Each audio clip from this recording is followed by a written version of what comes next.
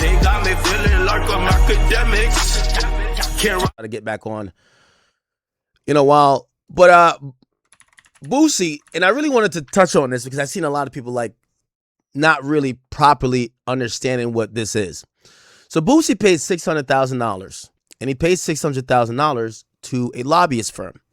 Now, I want to tell y'all the reality of what pardons are these days. These days, pardons, number one, you can't buy a pardon necessarily. I'm not sure if it's illegal if you would, but the person you could only pay for a pardon would have to be the president.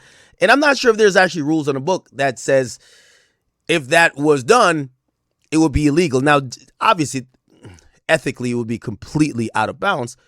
But the Constitution actually gives a lot of legal leeway to the president to be able to pardon someone. And when you pardon someone, or the act of clemency, you could either do a full pardon, you could do a partial pardon, you could do a commutation, and you could do what's called a reprieve. And each of those things are kind of allowed by the president to extend to any person within the union. So it could be a mass murderer, it could be a terrorist, and there's only very few restrictions on how the president could pardon. And yes, it applies to federal cases. Now, Boosie has had a particular case that we all know was a gun case that initially he caught when he was in San Diego. They saw a gun like in his waistline while he was out there like just doing a video. And the police swooped in because they were surveilling those guys, and they caught him with a gun. Actually, they caught him in the security with the gun. The security could have had his gun, but Boosie had a gun too. Or actually, at first, he was trying to have his security take both of the guns. The security did not take both of the guns. Boosie got charged with a gun. Now, Boosie is not supposed to have a gun according to law. He's seen as a felon in possession, and we all know about his history of being a felon. Now, there is laws on the books that actually say, well, if someone is a felon, right, there's a way they could have their gun rights restored, or they won't be hit with this felon in possession.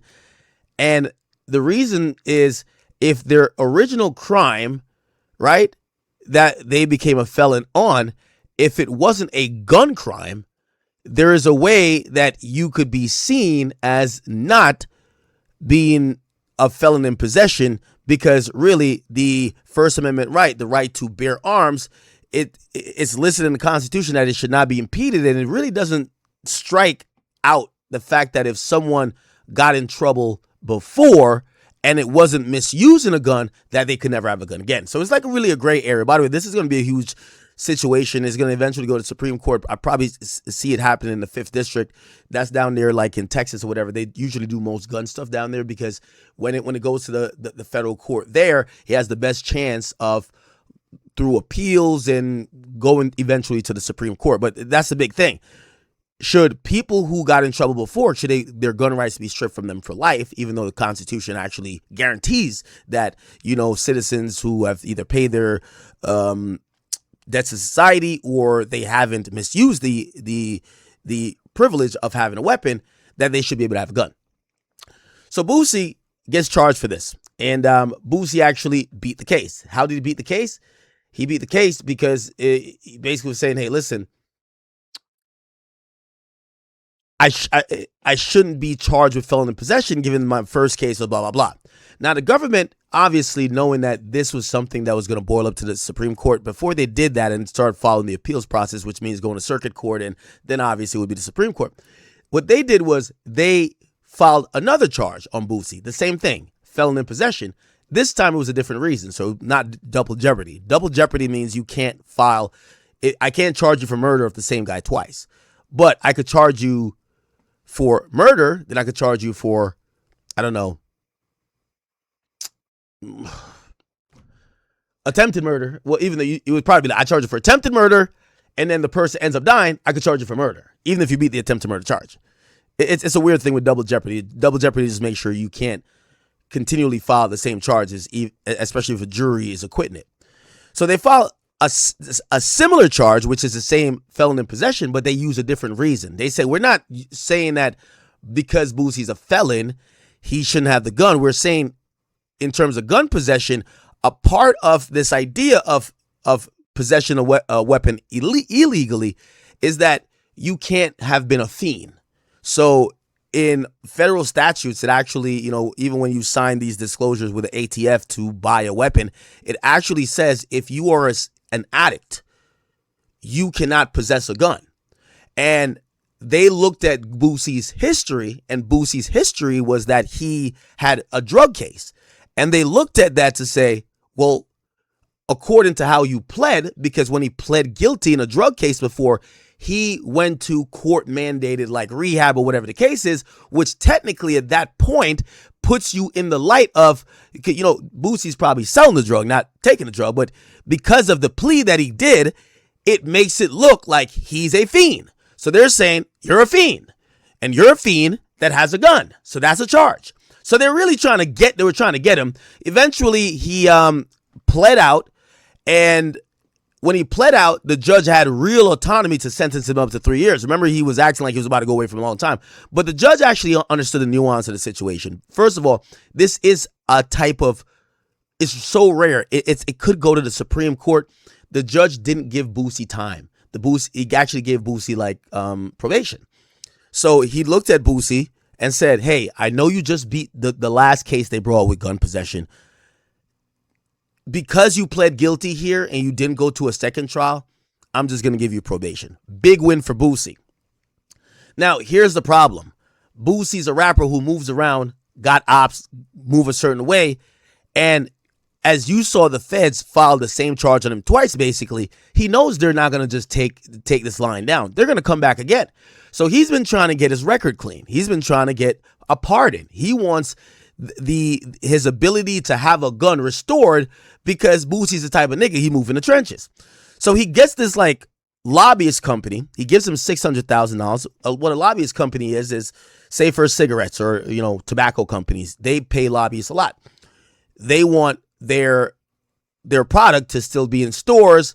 They want it to not be so bogged down with litigation they can't have any market share. So they'll pay people to go to Washington and get senators and reps on their side to say, hey, let's not make laws that's going to ban cigarettes. Imagine if they ban cigarettes from what's funny? You ever go to a pharmacy, Walgreens, or you go to CVS? At the front desk, you get your prescription in the back by the pharmacy, and at the front desk, they're selling you cigarettes. And then they'll sell you the patch right there. So there's some people that want to have litigation that says, hey, you know how liquor, and by the way, some liquor is sold in most stores, or all stores actually, in certain states. But for example, Jersey, you can't buy liquor in your convenience store or your pharmacy. In some other states, you can. But all these are things that gets litigated on. The tobacco company doesn't want to get their product off the shelf. So what they do is they gotta, okay, let's send some lobbies to make sure these things aren't voted on, or they're not voted on in against our favor. And they spend a lot of money doing it. So lobbying is very popular, right? It could be out of country, a car company or a car parts company that, say Trump gets into office and now he's like, nah, fuck all them shits. We're going to do tariffs and blah, blah. They might lobby to be like, hey, we work with General Motors. Give us an exception to the tariff. Don't charge us 20%. So lobbying is a very popular way of trying to influence. Now, it's very, if you're not that into politics, you're like, what's the difference between lobbying and just a bribe, right? Well, a lobbying is, when you lobby, there's particular rules you got to follow really well, or else it could be a crime. But you're trying to influence, but you can't force and you can't buy, right? So people use lobbying all the time. Well, Boosie gets this company he gives $600,000 to. Clearly, they must have given him some promise or some type of expectation to say, we could try to lobby a pardon for you. Now, remember, I just said the president of the United States, Donald Trump, he or any sitting president has this unilateral control over what a pardon could be given for in federal cases. Boosie pays him $600,000. He probably paid people who are dangling names over his head to be like, no, we know this person. We're mad cool with them. They're right next to the president. And you have to imagine that Donald Trump is probably doing favors for people like, oh, okay, you're my homie, or this person should be pardoned, and he might listen to advice. Anyway, Basically, what ends up happening is Boosie money got took. He didn't get a pardon, and he's still considered a felon. He's on probation as well. Well, he sued and he said, I want my money back. He says, I want at least half my money back, which is $300K. And he says, I signed a retainer agreement. The retainer agreement says if y'all can't give me the pardon, I get at least half my money back. But in reality, I should get all my money back because really y'all scammed me. And this is where everything is coming on. So Boosie's been reacting on Twitter a lot. He said, Jack, shut your lying ass up. Talking about this stuff and Houston messed up the pardon. You were sued in March and this happened in the end of May. Don't start lying now. I gave you 3 months to send my money back. So I guess he's talking to the guy that is, a part of this lobbying group. Says, talking about Trump signed the pardon. So according to Boosie, they lied to him and said, yo, Trump already signed the pardon, right? We're just waiting for it to get officially filed through, this executive filing procedure. And once it gets filed, we can now serve, the DOJ with it, and you are now pardoned. That's how it works. Except Trump never signed the pardon, and he never got the official ratified copy of it. So he's saying, I got lied to because Trump never signed the pardon. He said, you got me running around the damn house, jumping up and down, saying you talked to the president. You played with the wrong one. I'm suing y'all in federal court now. This was a Ponzi scheme. Out of the 9 victims y'all got this year, I was the wrong one. So he's mentioning that there's other lawsuits against this company, maybe claiming the same thing. Then he says, everyone you said you reached out to for my pardon has said you're lying. Every name you named has denied your allegations. Everyone you named will have their time to speak. It's getting hot. So where did the money go? He's talking about $600K. I thought Trump signed the pardon. I thought you had the president on speed dial. You should have did more research before trying to jack me like you did the others. Now, Boosie, I got to be honest with you. I think you should have did more research before he sent $600K, but it's all good. So Boosie then names all the people that these guys had promised was in their back pocket or they were cool with.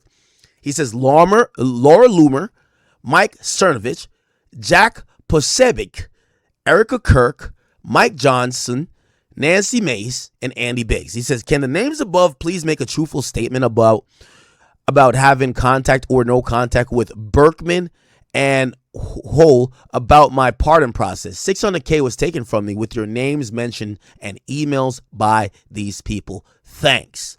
Okay. Laura Loomer did make a statement and he said, thank you, Laura, for making a statement. I really needed that. Your honesty is really appreciated. And also Mike Cernovich made a statement as well, which he thanked them for. Let's go to both of them and see what they said. Laura Loomer, Twitter. This was what she said. She tweets a lot, I believe. She's supposedly somebody that's really cool with Trump. Let's see if we can find the Boosie thing. Yeah, wow, she sends off a lot of tweets. Let me just kind of scroll down. Oh, here we go. I just seen it. It says Boosie badass. She quote tweeted an article. Here we go. We're going to find it. Okay. He says Boosie's asking for help verifying his info about the pardon. And she says, I'm sorry. Who? It's like she's saying, nigga, I don't even know no nigga named Lil Boosie. Right? So she's basically admitting that she never heard of no Boosie. Which is interesting. She's saying that she got no idea about Boosie being pardoned. Now, let me go to her replies, because I don't know if she said more than that, but shit, that's an indictment. If they're promising that this person, they could get to speak on your behalf to the president, and this person's like, who the fuck is Boosie? That means they definitely weren't talked to. Well, you would obviously they weren't talked to about you. Let's see. Boosie. Is that the only thing she said?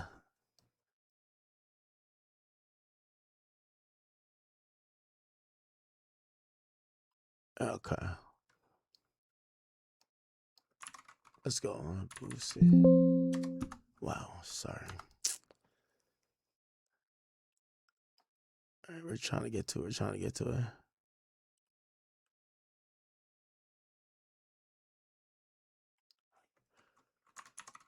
Boosie. Jesus. Yo, she tweets so much. Wait, I thought.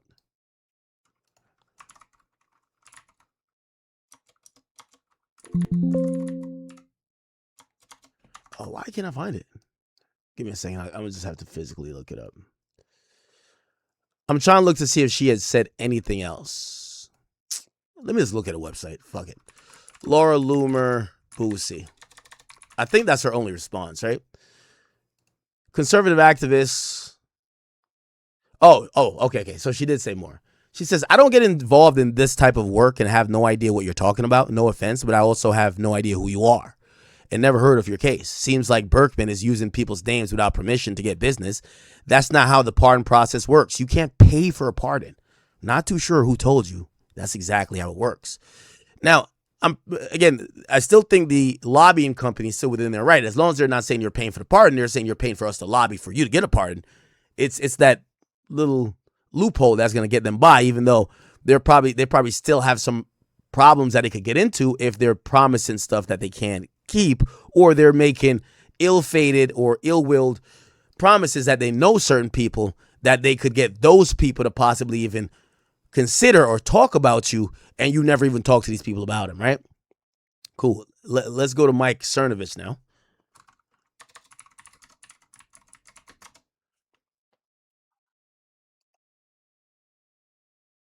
Okay. Now, some people said, bro, ain't you snitching? But like, yo, yo, I love how snitching is a thing that keeps people from calling people out, man. Be like, damn, Boosie, you snitching now? And to that, Boosie responded, here. Boosie responded like this. Do you know they got ignorant ass niggas on my DM talking about I broke the code? Talking about I got down on the white people. This ain't no gangster shit. Ain't nobody pull no straps on me, nigga. This is a contract. If you don't abide by the contract, you get sued, nigga. That's business. That's how it go. Y'all some ignorant motherfuckers. It's just like a record contract. If you sign a contract and if you don't abide by that contract, you get sued. Y'all think I'm too gangster to sue. Y'all some ignorant motherfuckers, dog. You don't abide by that contract, your ass get sued. Y'all some ignorant motherfuckers.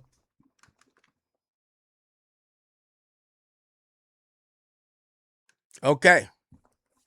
So that's what he says. He says he's not snitching. And Mike Cernovich responded by saying, hey, little Boosie, I don't privately advocate for pardons nor accept money to do so. I don't promote pardons publicly with full transparency. Nothing against you, but never recommended a pardon for you, nor even knew you wanted one.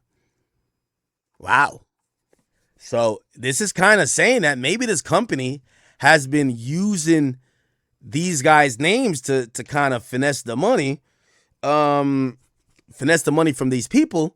Like, yo, nah, give me the money. I'm going to get these people to speak on your behalf. You know that they're close to Trump, while they've just taken Boosie for their cash. Now, again, remember, lobbying isn't illegal necessarily as long as they're following the lobbying rules. You could kind of lobby for many things, actually most things. So I'm going to Boosie's point. What point does he have? He did show a retainer that said that allegedly he should get back half the money if they couldn't secure a pardon.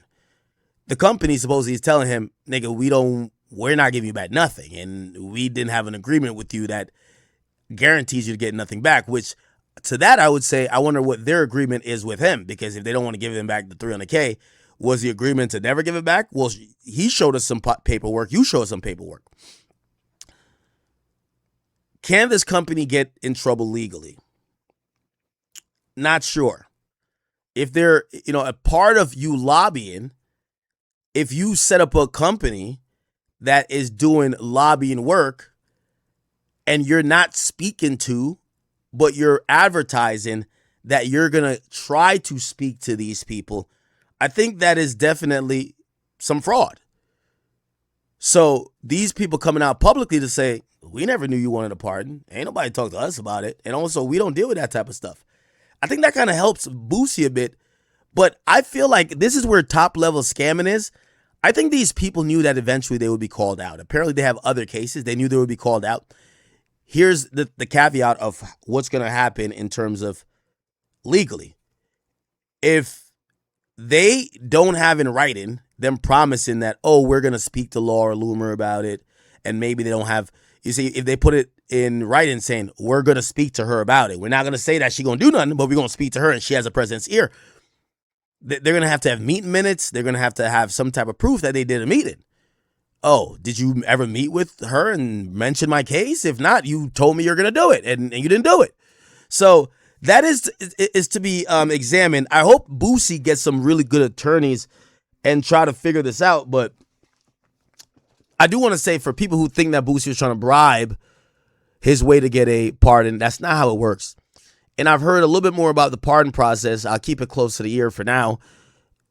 It is kind of a game, though. You gotta get people that know the person, that know the node, that gets close to the president, that at times they're gonna put up people, and sometimes it comes through these White House aides and other things. Yes, there is, like, it's kind of a song and dance. It's kind of like the Grammys in a sense. You know how the Grammys are, it's not just who got the best album, it's like kind of who does the song and dance. There's a song and dance. Sometimes, this is what I've heard. Sometimes you want a pardon? Hey, they're doing their charity dinner. You better make sure you get a fucking table. You better get a motherfucking table if you want that goddamn pardon. You better be, as part of you getting the table is $150K. That goes towards charity, but now you're on the short list. Again, it's not like, oh, you do that to get that, but it's one of those gray area ways how you get to work the system. So I can see why Boosie probably did it. So I'm not going to call Boosie just stupid. But again, you're probably going to have a lot of scammers. And here's the thing, chat, the clearest way I'm going to compare this to, this is like, and tell me if anybody gets this, I don't know if this might be too old for y'all. This is like when Stringer Bell went down there and gave the money to Clay Davis. Clay Davis was a senator. Stringer Bell was a drug dealer. He paid off a senator to get all of his permits approved that his building could get built quicker. And essentially, the senator scammed him. And basically, they looked at him like he was shocked. He was like, how did a senator scam me? And it was like, yo, bro, there's scams everywhere. Like, you think that because you a thug, like niggas won't scam you too? Exactly. All right. I would play the clip of that, but if you know, you know. All right. If you know, you know. All right, chat. I'm getting off of here for a bit. There's a possibility I might get back on in a few hours, but I definitely wanted to do a little morning session, which I think we did. Please go enjoy your lunch. I'll see you a little bit later, and hopefully you guys are having a healthy and happy Friday. Okay. Peace.